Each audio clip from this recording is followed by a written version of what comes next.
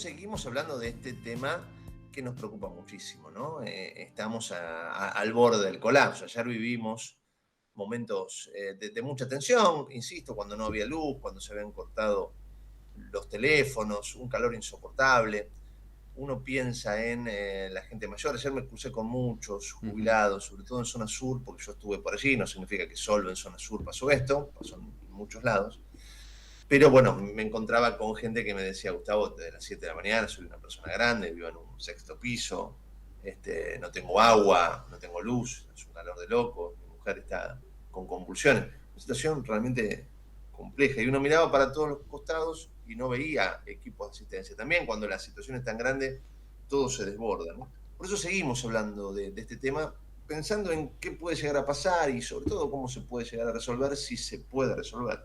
Lo tenemos en línea, tenemos el gusto grande de tener a Walter Martelo en línea, ex interventor del ENRE. Walter, Gustavo, tú, Raúl Vázquez, todo el equipo de La Trinchera. ¿Cómo andás? Buen día. Buen día, ¿cómo estás, Gustavo? Un gusto. Muy bien. Bueno, me imagino preocupado, ¿no? Por todo esto que está pasando. Sí, obviamente.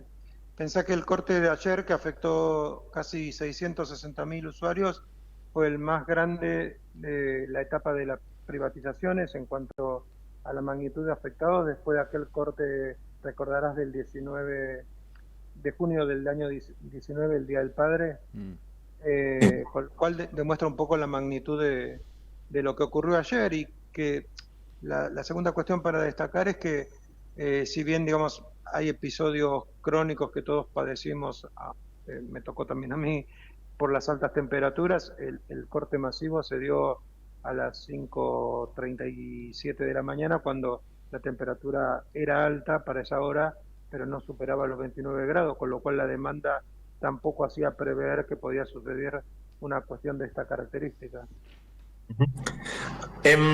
La pregunta es, Walter, ¿esto tiene arreglo? ¿Estamos en una situación sin retorno? ¿Cómo lo calificás? No, yo creo que tiene arreglo. Hay una cuestión básica, que es que hay que exigirle a las empresas que realicen las inversiones. O sea, vos lo que no podés hacer es aumentar un 420% promedio la tarifa de electricidad, ajustarla mensualmente como viene ocurriendo, y encima no exigirle a las empresas las inversiones que que están obligadas por ley a hacerlo, porque dentro de lo que vos pagás por tarifa, hay un porcentaje que está específicamente derivado a las inversiones. Y acá lo que está claro es que durante muchísimo tiempo no las han realizado, que el argumento de que tenían tarifa, o que la ciudadanía pagaba tarifas baratas, por llamarlo de alguna forma, no es excusa para desestimar que ellos no hicieron las inversiones, porque el dinero lo recibían vía tarifa o vía el Estado que aplicaba esos subsidios. O sea, la plata, por llamarlo de alguna forma, para que la gente por ahí nos comprenda un poquito mejor, siempre la tuvieron.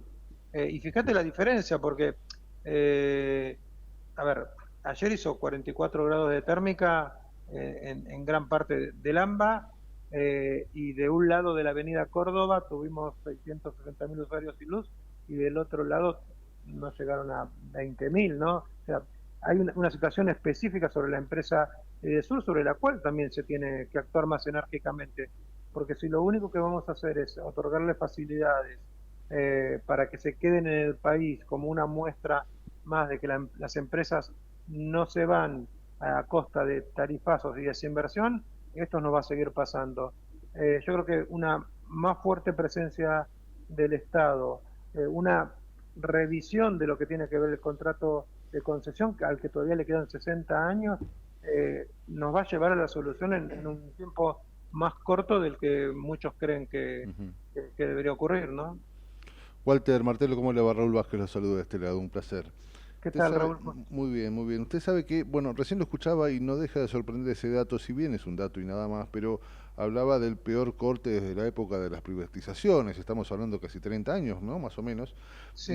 Y bueno, eso ya es todo un dato, todo un dato que inclusive habla de la ineficiencia del sistema y de quienes mandan en el sistema, y de una cosa que ya está obsoleta, digo desde raíz.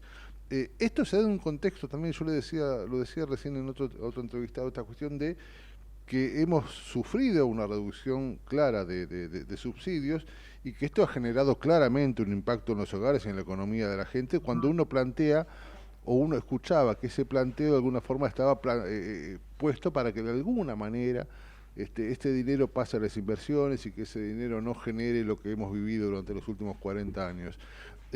Digo, esto no es así, claramente no es así. Y esto responde tal vez en el caso de Sur, corresponde tal vez a una alianza que tiene que ver con Meloni y con Enel y no tocar a Edesur y demás. ¿Qué hay detrás de todo eso? Uno huele algunas cuestiones de ahí atrás. Sí, bueno, a ver, Edesur es del grupo Enel, Ujú, que es un grupo italiano, ujú. donde a contramano de lo que se piensa, la mayoría de las acciones las tiene el Estado italiano. O sea, Italiano, sí, sí. diríamos que es una empresa casi estatal, ¿no? Digo esto, nada, en función de los debates y Sí, hay una contradicción ahí, pero bueno. Claro, bueno, sí, está bien. Eh, no, yo creo que hubo una reunión a los pocos días de asumir. Vos recordás que en él había manifestado que de Sur se iba de Sí, sí, Argentina. sí.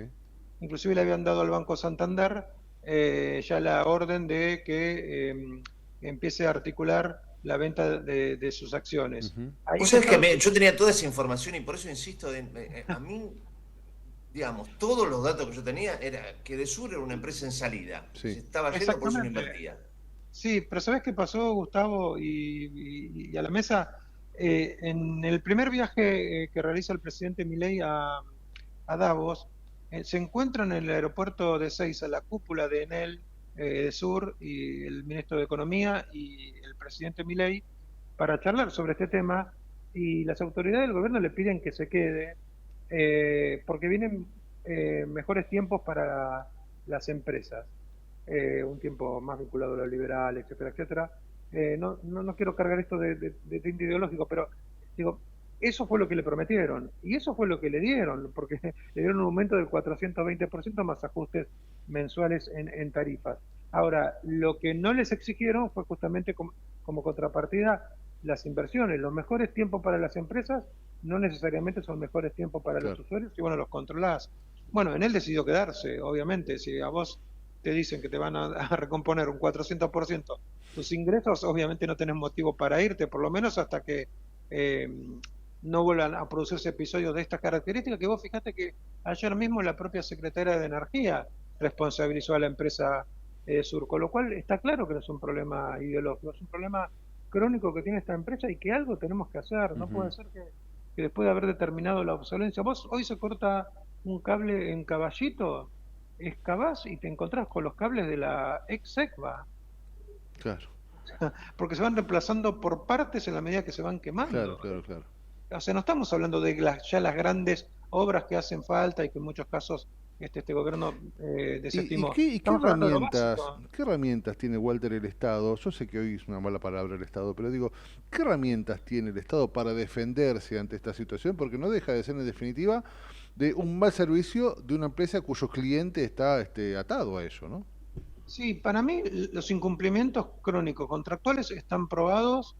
Dejamos una auditoría integral técnica, absolutamente técnica, despojada de cualquier cuestión y apreciación política para la revisión del contrato. Mm, Obviamente depende ya la elevamos al Congreso como corresponde y al Poder Ejecutivo. De hecho, si hoy la Secretaria de Energía, como anunció ayer, eh, quiere analizar el caso, tiene todo ese elemento técnico elaborado y te aseguro que es absolutamente aséptico porque de algo nos cuidamos al formularlo, es no dejarle la puerta abierta cometiendo errores para que después encima nos puedan denunciar en el CIADI por alguna cuestión vinculada a que el Estado avanzaba sobre la empresa. Entonces, me parece que hay herramientas para condicionar a la empresa que rápidamente empiece a ejecutar las inversiones.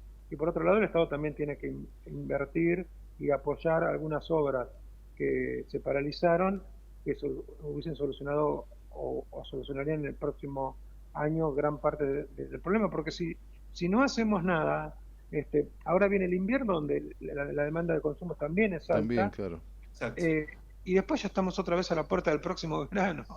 Claro. Estamos ahí jugando en esa línea, ¿no? Yo decía temprano, tuvimos la suerte, Walter, y seguramente escuchándote Sí. vas a coincidir, en que este golpe de calor fuerte vino ya prácticamente en otoño. Si esto Sí, arrancaba en diciembre, como no, tuvimos años muy difíciles, esto era una catástrofe. sí, y además, Gustavo, agregarle un dato, que la actividad económica no está funcionando a pleno, Mm, Claro. porque es si no, verdad, ahí también tendríamos un problema adicional. es verdad. Eh, Lamentablemente no está funcionando a pleno, pero digo, son cosas que también tenemos que, o sea, no nos pasó esto antes, como bien vos decís, porque no hubo una ola extensa de calor ni en enero ni en febrero, pero realmente con las empresas trabajando al 60% de su capacidad productiva. De hecho, en el balance que presentó Sur a la bolsa hablan de una caída del consumo del 2,5% anual, cuando todos los años crecía un 3%. Entonces, me parece que está claro que la responsabilidad está básicamente, y hay que centrarla en las inversiones, independientemente de a quién le toque llevar a cabo la tarea, pero realmente si negamos esto no vamos a solucionar nunca este problema, y los argentinos vamos a padecer cada vez situaciones como estas o más graves, porque también lo que hay que tener en cuenta que esto no son los años 90. Mm. Los edificios cada vez consumen mayor electricidad, porque la mayoría son prácticamente con todas sus instalaciones eléctricas. En muchos lugares del conurbano donde los recursos son escasos no llega la red de gas natural, y también son básicamente para calefaccionarse, para bañarse, para lo que sea, dependientes de la electricidad. Entonces, más el crecimiento demográfico, más todo lo que ocurrió de los 90 a esta hora, con instalaciones que, te reitero, en muchos casos los cables son de la ex SECMA. Eso es increíble, sí, sí. Ahora, Walter, vos como ex interventor del ENRE, digo, me permito preguntarte, no quiero que juzgues a tus colegas, ni mucho menos, pero sí No, que nos no. des una mirada de cómo crees que está funcionando el ENRE en ese sentido, que pareciera el último parámetro de justicia para muchos, porque digo, uno se pone a pensar en el ENRE y parece que no intervienen ni siquiera dentro de lo que en poco tiempo veremos, que tendrá que ver con aumentos tarifarios y seguramente creo que se hablaba de un aumento quinquenal y bueno, un Sí, montón sí, de sí. cuestiones que parecieran que no están interviniendo demasiado en lo que es la infraestructura y en lo que es la exigencia a las empresas, ¿no? ¿Vos cómo juzgás eso? Sí, sin juzgar, Ujú. porque al funcionario de turno, pero la ley base se disolvió perdón, se resolvió entre otras cosas la disolución de prácticamente la fusión Sí. con el Energas en un solo ente es disolverlo, porque bueno, puedes tener centralizado en un ente la problemática del gas y de la electricidad que no tienen absolutamente nada que ver. Entonces, el ENRE tiende a su desaparición, si se quiere, Ujú. si se aplicara el artículo de la ley bases. La segunda cuestión es de dónde proviene cada uno en el ejercicio de la función pública, sin decir que está bien o mal, pero digo, el actual interventor del ENRE pro, proviene del sur, o sea, tiene antecedentes de haber sido directivo de la empresa. Entonces, yo no digo que esté bien o mal, pero digo, ¿cuál es su mirada? La secretaria de Energía proviene de Metrogas, o sea, Claro, ponen eh, al lobo a cuidar el claro, gallinero.